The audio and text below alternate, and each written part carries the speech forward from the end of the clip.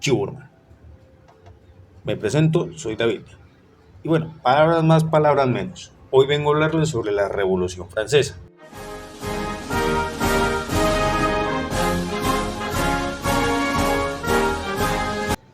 Primero va a empezar con la información general, por si al día siguiente tiene un examen o tiene una prueba, un taller o algo así y lo necesita para estudiar.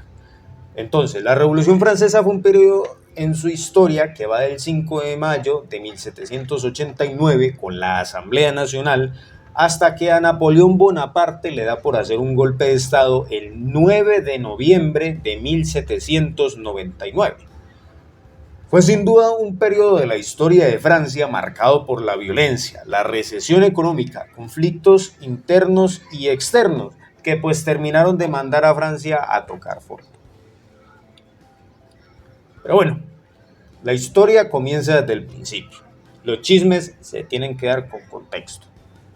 Entonces, estamos en Francia durante el siglo XVIII, casi a finales más o menos, y gobierna un man que le pusieron Luis XVI de Francia, de la Casa Real de los Borbones, casado con María Antonieta de Austria.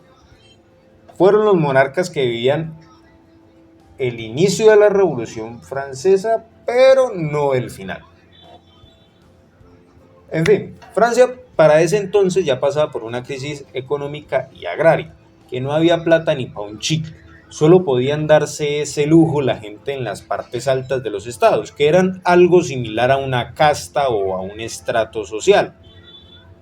Una casta es algo así como que nacían en ella y morían con ese mismo oficio, no podían cambiar de oficio o de estatus social para ese entonces. Los estados eran tres: primero, segundo y tercer estado, clero, nobleza y el resto, que eran el pueblo llano, por así decirlo, y pues van en ese respectivo orden. Y como hace poquito las ideas de la Ilustración empezaron a latir en la clase burguesa de Francia, ubicada en el tercer estado, aparte gracias al mal gobierno pasado y a la ahora incompetente monarca, todo fue de Guatemala a Guatepeor. Hubo aún más recesión, más deuda, y las reformas estaban estancadas por los conflictos políticos entre los ministros que contrataba el rey y la nobleza. Y ahí el zaperoco. Cabe aclarar que en estos estados, el primer y el segundo estado gozaban de privilegios absurdos a comparación del tercer estado, con solo decirles que el primero y el segundo no pagaban impuesto alguno, y el tercero tenía toda la carga tributaria encima. Después de lo de la Asamblea Nacional, donde el tercer estado no le pareció que no se aprobaran las reformas solicitadas, se fueron hacia la sala de juego de la pelota del Palacio de Versalles, que era algo así como una sala en donde se jugaba tenis. Y no salieron de ahí hasta tener su hijuemadre constitución redactada, y a la mala pusieron sus reformas. Ahora en Francia había un parlamento de voto por cabeza, el cual el tercer estado obviamente era la mayoría, pues representaban aproximadamente el 97% de la población del país para ese entonces. Y para rematar, el rey no tenía nada de poder, nadie le creía y era algo más simbólico de que había rey. Mientras todo eso pasaba dentro de Francia, afuera estaban en guerra, porque claro, para eso sí hay plata. Bueno, que a lo último acorralaron el rey y este trató de escapar, lo intentó, porque pues ya tenía suficiente con lo de la marcha de mujeres de París, que lo obligaron a cambiarse de residencia. Fueron mujeres furiosas armadas a la residencia del rey y lo obligaron con su familia a mudarse al Palacio de Versalles. Y pues bueno, así como de bueno era para gobernar, así mismo para escapar. Lo pillaron y se lo llevaron arrestado.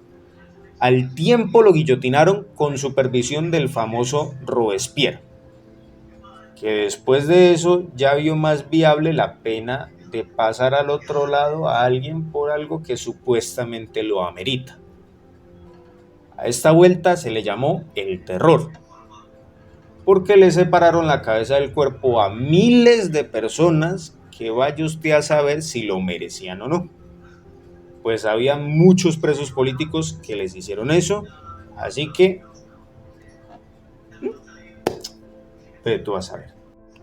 Y pues Pior se puso la vaina cuando a Robespierre le entró la demencia y mandó a cortarle el pelo a Danton, su amigo de revolución. Y eso fue, en resumidas cuentas, la revolución. Antes de ese terror, durante el estallido, se capturó una fortaleza donde había más pólvora que presos. Muy película todo. Bueno, luego de que llegó Napoleón Bonaparte, que ni francés era, y se proclamó primer cónsul, pues se acabó la vaina y empezó otra vuelta. Eso fue un repaso muy por encima de la Revolución Francesa.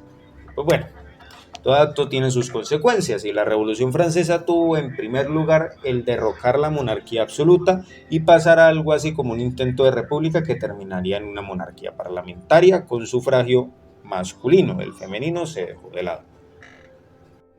Trajo el segundo tacazo de los derechos del ser humano, la Declaración de los Derechos del Hombre y el Ciudadano. Y aquí se empieza a sentir el movimiento feminista, con la Declaración de los Derechos de la Mujer y la Ciudadana como respuesta a que la sacaron del parche ese de los derechos. El inicio de los movimientos jacobinos, que se podrían decir que son como muy en pro de la república, el ascenso de la burguesía y las bases para el liberalismo, que ya estaban apoyadas por la Ilustración. Y pues lo obvio, mucha gente enviada para el otro lado. Pérdidas económicas, daños a la infraestructura, mucha inestabilidad social y política. Y bueno, pasemos a datos curiosos porque sí, porque quiero llenar video. Entonces, la famosa frase de si tienen hambre que coman pasteles, que se supone dijo María Antonieta de Austria, no hay una certeza de que sí fue ella. Y es muy probable de que sea propaganda de los revolucionarios. Esto es posible puesto que para la época de la Revolución Francesa se habían creado muchos periódicos amarillistas en pro de la Ilustración y en pro de la Revolución y críticos hacia la monarquía. De los hijos de la familia real de Francia solo sobrevivió una de ellas y fue reina de Francia por 20 minutos. El pabellón francés fue creado durante la Revolución. La tricolor francesa, con la cual asociamos muchísimo a Francia, que es azul, blanco y rojo, fue creada durante esta revolución. Y también de esta revolución viene el Día Nacional de Francia, en la toma de la Bastilla. Ahora, para que no sientan muy inútil tanta cháchara, pregúntese. Les dejo la reflexión. ¿Actuaron bien los revolucionarios? ¿Era necesario ser tan violentos? Y este es un ejemplo muy explícito, la Revolución Francesa es un ejemplo muy explícito de que hay que luchar para conseguir lo anhelado. Esto lo deja muy en claro la participación de los burgueses, que se sentían muy menospreciados, puesto a que no tenían privilegios. Toda la charla de hoy y hasta luego.